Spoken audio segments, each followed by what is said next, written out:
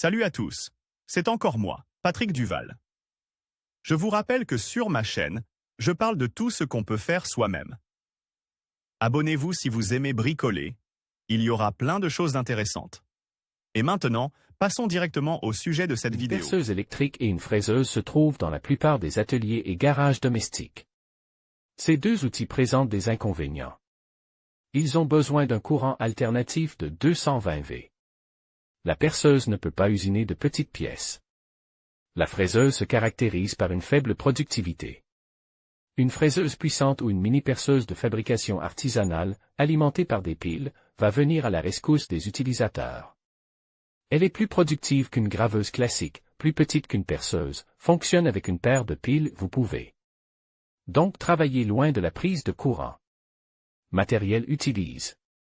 Pile 18650, http://ali. Pub 5 Bex moteur électrique série 480, http://ali. Pub 5X87 Si adaptateur de mandrin à cam JT0, http://ali. Pub 5X87 F3 mini mandrin pour perceuse JT0, http://ali. Pub 5X87 F3 boîte à piles pour les piles 18650, http://ali. Pub 5X87 RC paire de fusibles de batterie, http://ali. Pub 5X87 H1 interrupteur à bascule, http://ali.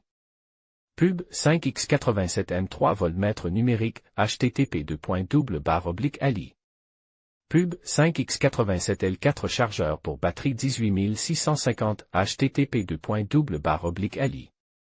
Pub 5X87 O1 tuyau en PVC d'un diamètre de 35 mm. Processus de fabrication. Dans un tuyau de 100 mm de long, une partie de la paroi est coupée à la longueur nécessaire pour le moteur. Vous pouvez utiliser un fer à souder au lieu d'une scie. Dans un morceau de contreplaqué, on découpe et on peint un bouchon pour le tuyau. Deux trous rectangulaires y sont pratiques pour un voltmètre avec un bouton d'interrupteur. Les fils sont soudés au bouton et au voltmètre. Le bouton et le cadran sont insérés dans le contreplaqué, qui est ensuite collé au tuyau. Quelques trous sont pratiques dans le tube pour améliorer le refroidissement du moteur. Le moteur est connecté à un voltmètre et à un interrupteur à bascule. Le moteur est collé au boîtier en PVC. La protection électronique des batteries est soudée au contact du boîtier des batteries. Les circuits sont connectés en série et relient au fil. Les contacts sont scellés à l'aide d'un pistolet à colle. Le tube est collé au support de pile. Le mini-patron est monté sur l'arbre du moteur à l'aide d'un adaptateur. Les piles sont mises en place et l'appareil est testé. Après un démarrage réussi, vous pouvez serrer une mèche miniature dans le mandrin et meuler, couper, polir, percer. L'appareil fonctionne bien avec un manchon flexible pour le graveur, qui rendra l'utilisation de l'outil plus pratique et élargira ses capacités, accès à des cavités de petite taille, réalisation de travaux fins.